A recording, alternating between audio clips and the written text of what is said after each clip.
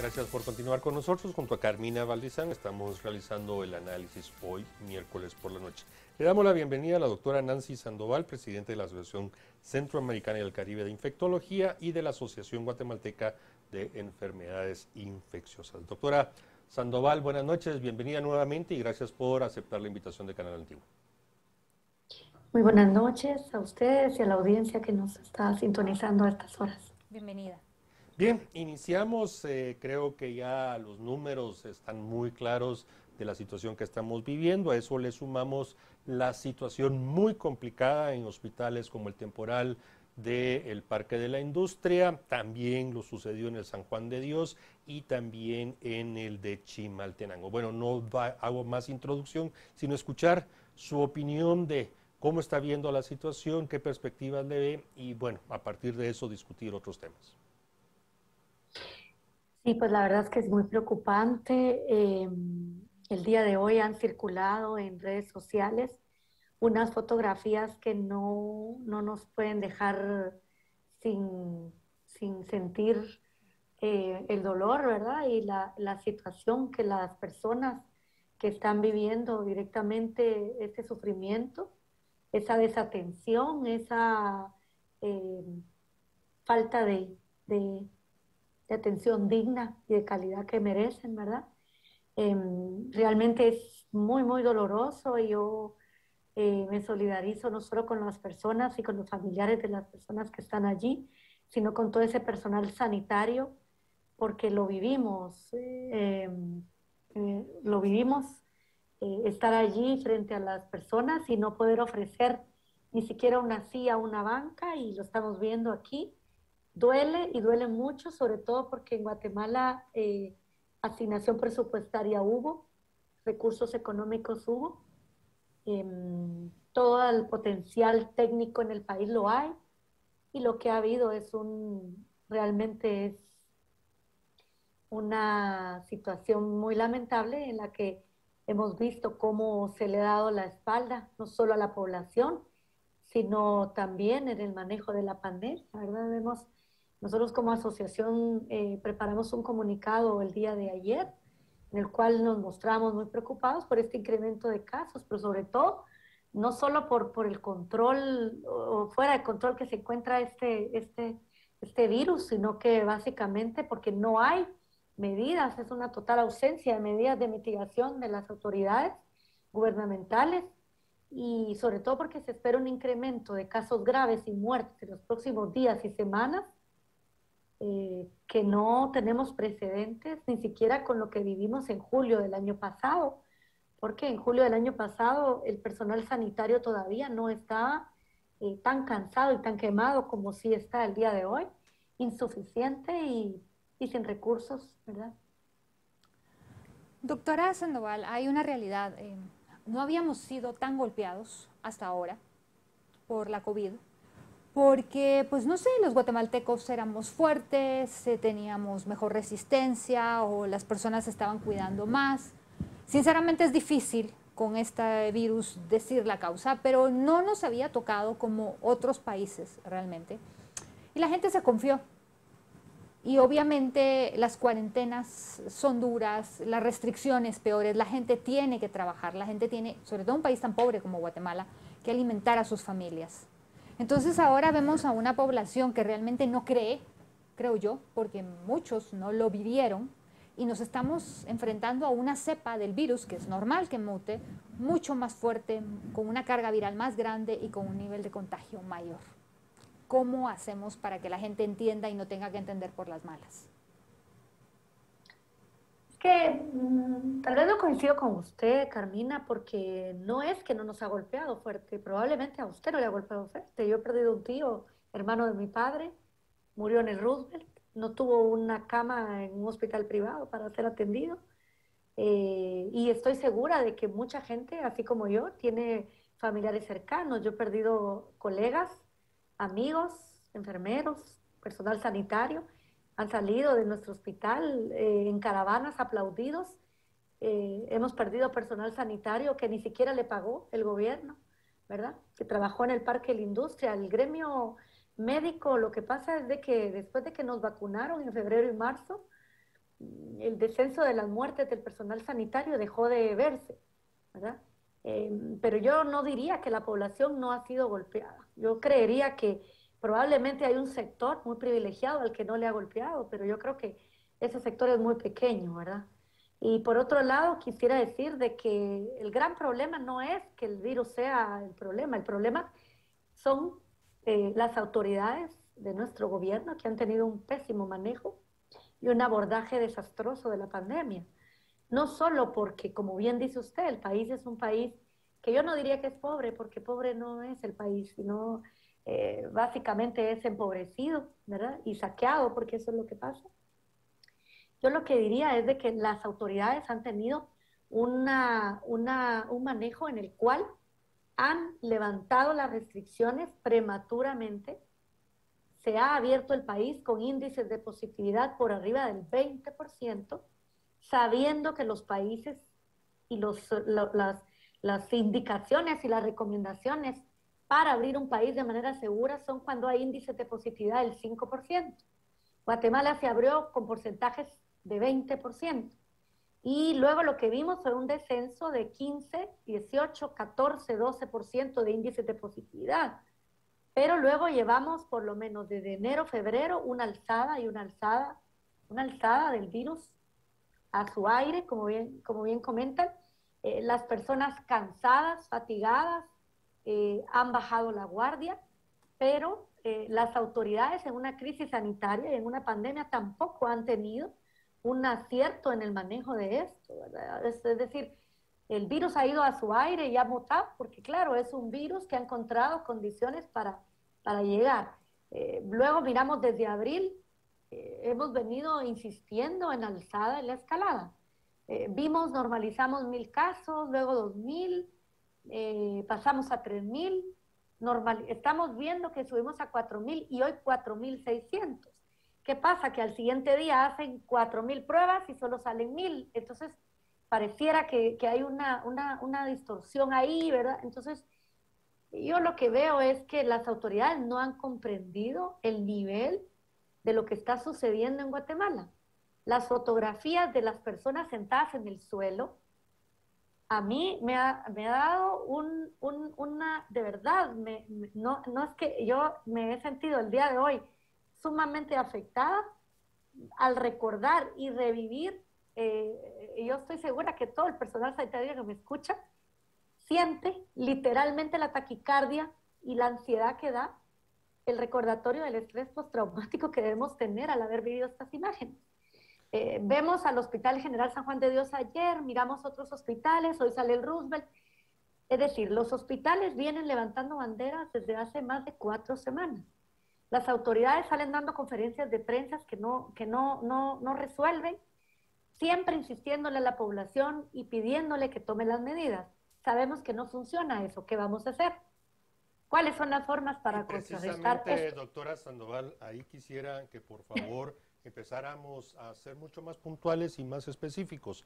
Usted sabe de que le hemos dado seguimiento, leemos los comunicados de la asociación, de los distintos colegios especializados, y bueno, ese llamado insistente a que se haga algo, pero lo que uno extraña, y se lo digo así de claro, yo agradecería si su respuesta fuera más asertiva, es que ¿qué en lo concreto están solicitando ustedes? ¿Están pidiendo otra vez toques de queda? ¿Están pidiendo otra vez restricciones? ¿Cierres de país? En fin, conocer porque, en fin, ya creo que la problemática la compartimos, está muy preocupante, eso no lo podemos negar y usted bien lo dice, mientras más se acercan los casos a nuestro círculo cercano, familiar, íntimo del hogar, más sensible se es a lo que se está viendo. Pero bueno, escuchemos ese listado numerado, asertivo, concreto de lo que usted como presidente de la asociación quisiera que empezara a tomar el gobierno como acciones y decisiones. Sí, pues definitivamente, como usted dice, si usted leyera el comunicado, pues ahí está, muy concreto, ¿verdad? Entonces creo que no lo ha leído. Suficientemente claro, doctora, yo le pido que por favor empiece usted a citarnos y a leernos las medidas concretas y específicas que sugiere. Sí, el comunicado lo dice, señor Mariano Rayo, lo dice claramente. Dice a la población de Guatemala, da una sugerencia y hace unas recomendaciones que van encaminadas a la disminución de los contagios.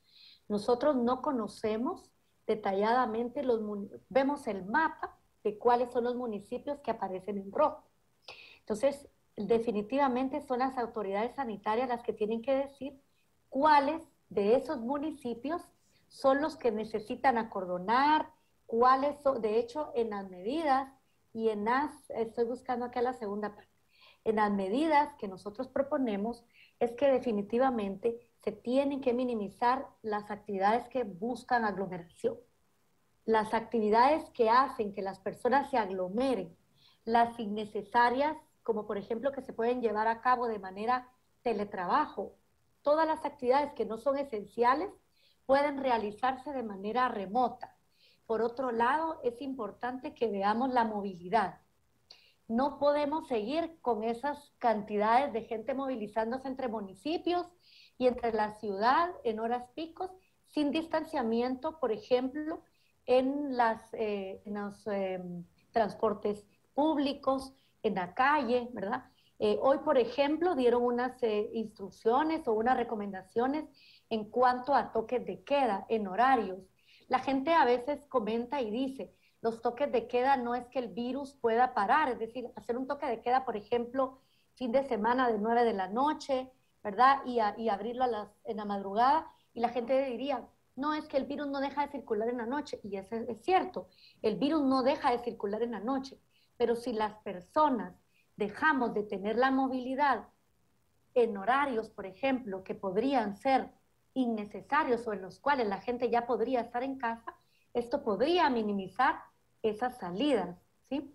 Por otro lado, por ejemplo, las actividades que no son esenciales y que son recreativas, eventos, por ejemplo, bodas, graduaciones, eventos que son básicamente de celebraciones, no son necesarios realizarlos en estos momentos y no están siendo verificados.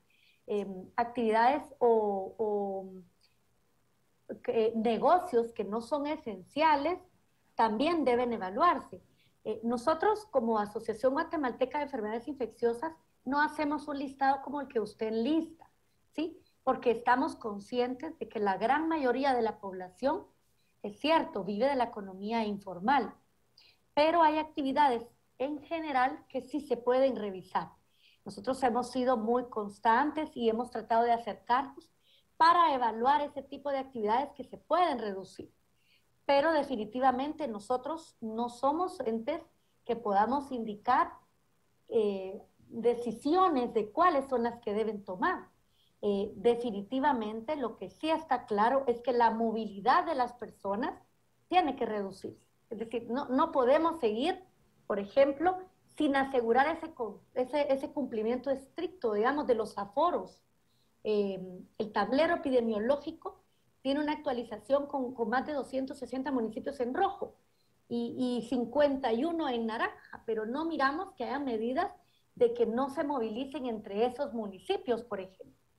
Esa capacidad de atención en los hospitales o la obtención oportuna de laboratorios móviles, acciones que deberían ir encaminadas o que no son, digamos, a reducir esa movilización de personas contagiadas. No tenemos rastreadores, no hay laboratorios móviles. Quisiéramos ver una movilidad de laboratorios haciendo más pruebas, más testeos, encuarentenando más personas. La vacunación debería ser algo que en este momento estuviéramos teniendo de verdad esos números de 100, 150 mil vacunas por lo menos. Entonces, no miramos ni siquiera medidas para mitigar y disminución de los movimientos o de la movilidad de las personas, pero tampoco miramos que haya una evaluación de esos aforos o de esas actividades.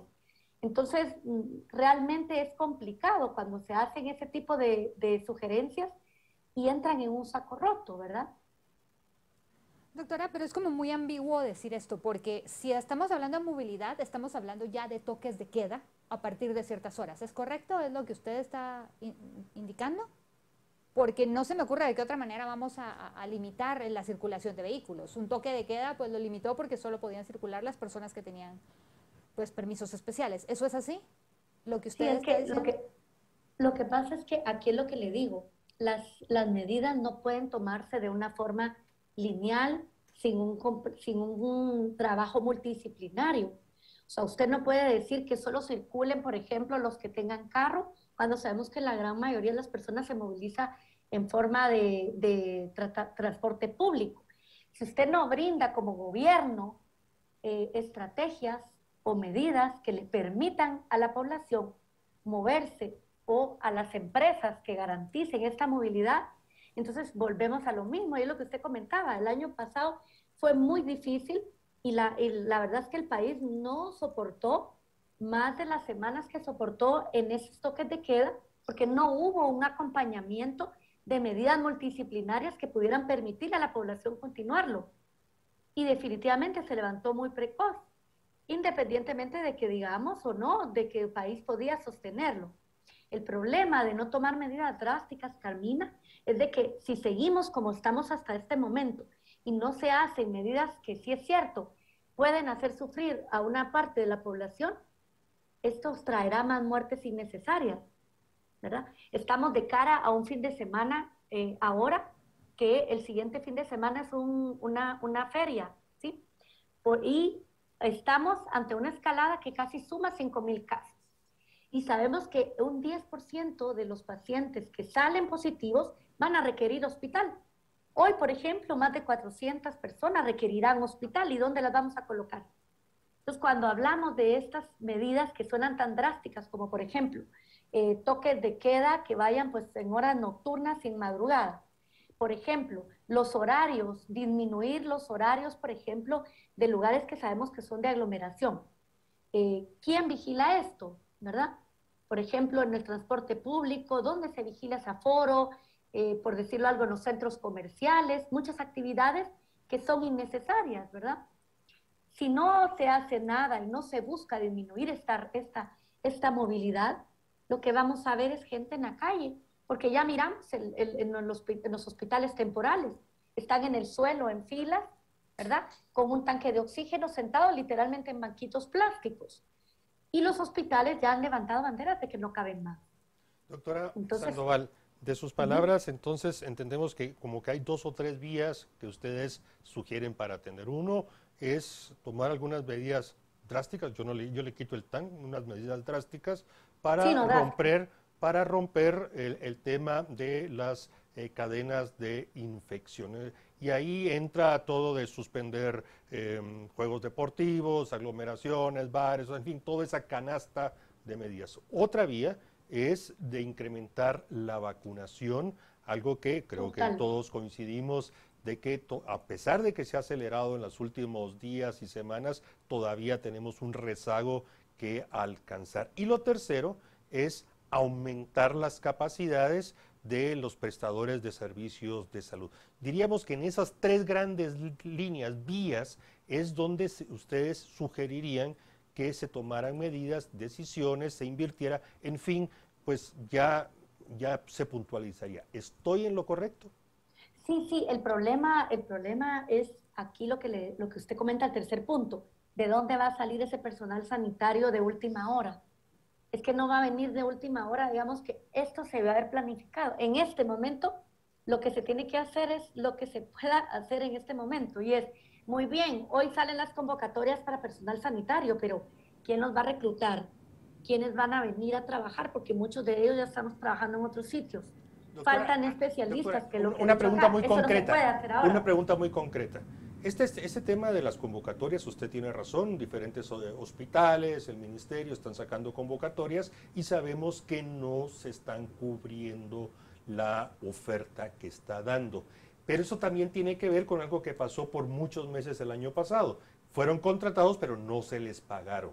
Incluso usted mencionó casos de que gente que falleció, incluso no se le pagó y no se le quiso reconocer posteriormente. Ahí coincido con usted que hay un gravísimo error del ministerio. Pero, ¿cómo se recupera la confianza del No, y además personal? hay que venir y no le van a pagar. Exactamente, Esa ese es mi otra, el punto, doctora. incentivo. ¿Qué debería hacerse para recuperar esa confianza y ese personal técnico capacitado, enfermeros, en fin, todo lo que se está requiriendo, vuelvan a confiar en los hospitales y en el ministerio para optar a las plazas, cubrirlas y empezar a llenar esas deficiencias. ¿Por dónde?